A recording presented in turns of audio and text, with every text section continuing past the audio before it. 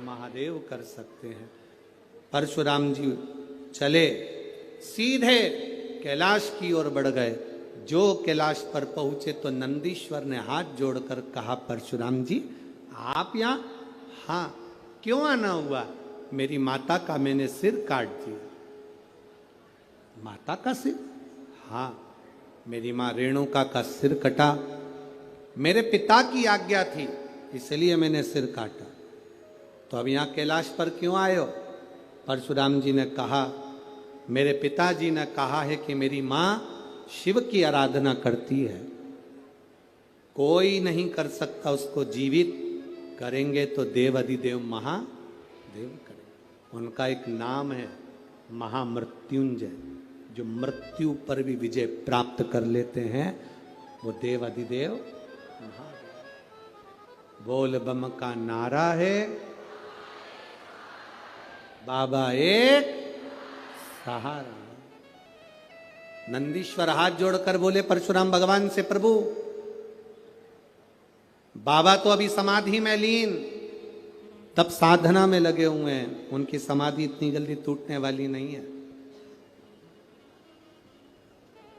समाधि नहीं टूटेगी? नहीं। तो फिर क्या करा जाए? कल कथा में कहा था आपको, आज की जो रेणुका माता की जो कथा है, सालों निकल जाए 25-25, 30-30 साल, तो भी गोदी में लाल देने की सामर्थ्यता रखती है मां रेणुका की कथा। सहज नहीं है शिव की। ये जो शिव पार्वती कथा नागपुर में जो चल रही है, ये कोई साधारण नहीं है। इसको धारण करने वाला जान सकता है कि इसका फल क्या।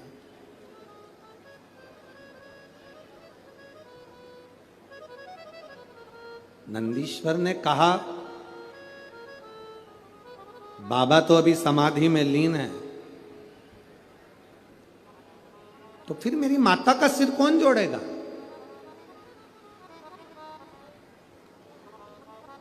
पिता ने कह दिया, कट गया, मर चुकी है, उसको जिंदा नहीं कर सकते। अब कौन करेगा? और भगवान देवाधिदेव महादेव तो समाधि में लीन है।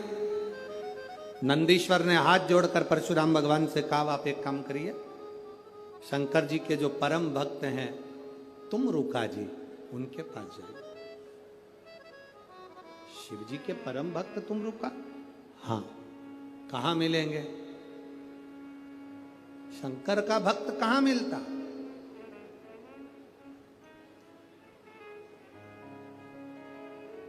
सिर पर त्रिपुंड,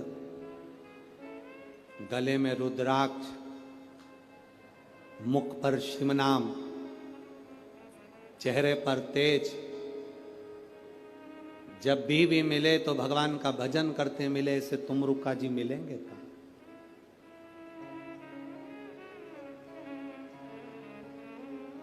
किसी ने पूछा, गुरुजी सिर पर तिलक लगाना जरूरी होता है क्या? हम उनसे कहते हैं, ये महाराष्ट्र से नागपुर वाले रास्ते से तुम सीहोर जाना, गए हो? सीहोर जाओगे तो रोड के दोनों साइड जब जंगल पड़े, वहां पर बड़े बड़े पेड़ दिखाई दें, सागौन के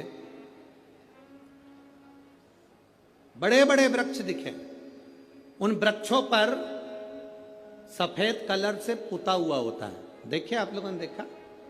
पेड़ों पे एक छोटा सा पट्टा सफेद कलर का लगा रहता है, किसी पे लाल लगा रहता है। तो कभी मौका मिले तो वहां पर वन विभाग वालों से पूछना कि तुमने इसको पोता क्यों, तुमने इस पे सफेद चूना क्यों लगाया, लाल चूना क्यों लगाया, लाल कलर क्यों लगाया? तो वो वन विभाग वाले कहेंगे कि ये पेड़ हमारी गिनती में हैं, जिन जिन पेड़ों पर निशान लगाए ये पेड़ गवर्नमेंट के हैं, इसको कोई काट नहीं सकता। पेड़ पर निशान होता है तो उसको कोई काट नहीं सकता, वो गवर्नमेंट के होते हैं। और जिसके सिर पर तिलक होता है वो महादेव का होता है, उसको भी कोई काट नहीं सकता, उसको भी कोई काट नहीं सकता जिसके मस्तक पर तिलक है। जरूरी नहीं कि तुम त्रिपुंड लगाओ, तुम्हारा मन पड़े माता रानी की बिंदी लगा लो, एक मेरे हरि विठल की काली बिंदी लगा लो, तुम्हारा मन पड़े तो तुम वेंकटेश भगवान की सफेद लाल बिंदी लगा लो, तुम्हारा मन पड़े जैसा तिलक लगाओ। पर सनातन धर्म के अंदर मस्तक पर अगर तिलक है तो ये समझ लेना कि शिव तुम्हारे करीब है।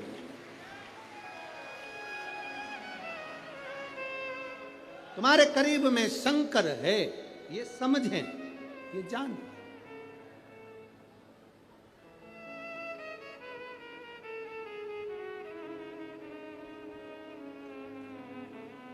आजकल लोग गाड़ी में सफर करते हैं ना तो गूगल से रास्ता देखते हैं। अरे बोलो तो सही है क्या? देखते हो गूगल तुम्हें रास्ता दिखा सकता है, गूगल तुम्हारी गाड़ी को रास्ता बता सकता है, पर गूगल कितना भी गाड़ी को रास्ता बता दे, पर इंसान को सही इंसान बनने का तरीका कोई दूसरा धर्म नहीं, केवल सनातन धर्म ही बता सकता। कोई दूसरा धर्म नहीं बता सकता आपको, सनातन धर्म जो बताएगा वो दूसरा धर्म नहीं बता सकता। सनातन धर्म किसी का कत्ल करना नहीं बताता, सनातन धर्म किसी को बर्बाद करना नहीं बताता, सनातन धर्म किसी को गाली देना नहीं सिखाता, सनातन धर्म किसी को नष्ट करना नहीं सिखाता, सनातन धर्म सर्वे भवन्तु सुखिनः का पाठ पढ़ाता है, सब सुखी रहे। धर्म की अधर्म का, प्राणियों में विश्व का कब होगा? ये तो रोज चिल्लाते हो कि विश्व का कल्याण होगा कब? कब? अरे कल्याण जब होगा जब तुम प्रतिदिन शंकर भगवान के मंदिर एक लोटा जल चढ़ाने जाते रहोगे तो लोगों की आंखों में खटकता रहेगा। ये दुनिया की लोगों की आंखों में खटकता रहेगा। हम इनके हाथ में मोमबत्ती पकड़ा रहे थे, ये वापिस लोटा पकड़ लिए, टेंशन इनको होगा। हम इनको दूसरी जगह ले जा रहे थे, धीरे धीरे सनातन धर्म से बाहर रेड़ रहे थे, ये वापिस सनातनी बन गए, ये वापिस भगवत भजन में लग गए। परशुराम भगवान हाथ जोड़कर कहते हैं मुझे तुमरुका जी कहां मिलेंगे? तुमरुका जी जिनके मस्तक पर तिलक है, तुमरुका जी जिनके गले में रुद्राक्ष है,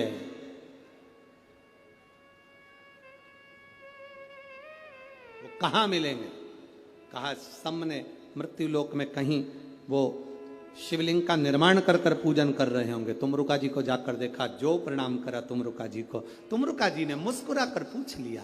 तुमरुका जी, शंकर का जो भक्त होता है बड़ा मुस्कुरा कर आनंद के साथ रहता है। शिव का भक्त कभी रोकर नहीं रहता, शंकर का भक्त कभी दुखी नहीं रहता। शंकर का भक्त अलमस्त मिलेगा, जब भी मिलेगा तुम्हें पूरे 32 के 32 दांत निकालता ही मिलेगा, पक्का है। शिव ओघड़ी है।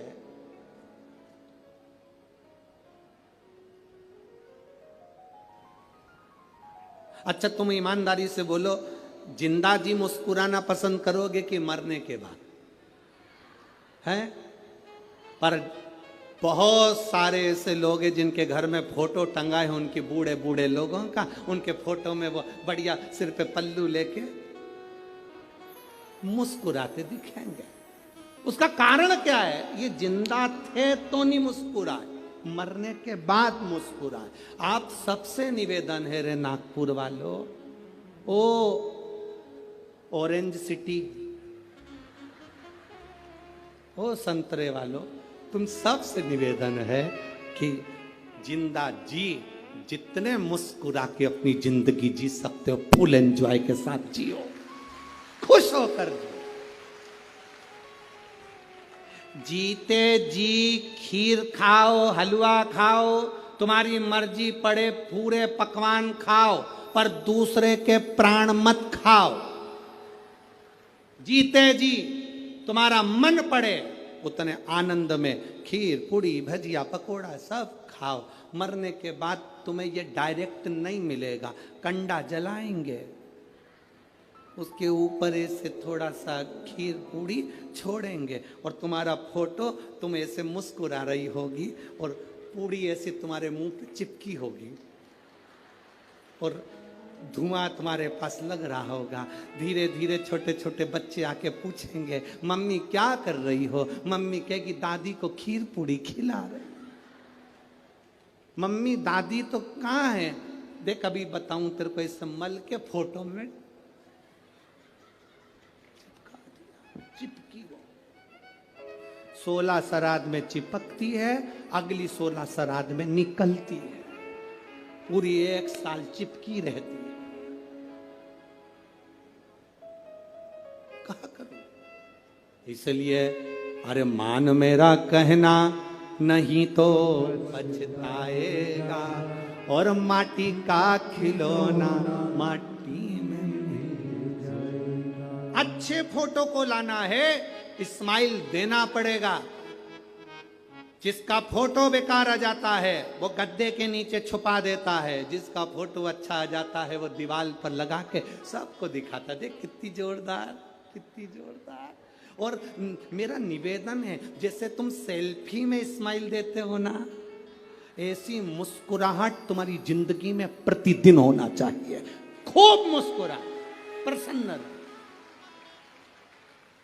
ये मुस्कुराहट होना चाहिए। समय आया, तुम रुका जी ने कहा क्या हुआ परशुराम जी? परशुराम जी कहते मेरी मां प्राणों को त्याग दी है, उसको जीवित करना है। जीवित कौन करेगा?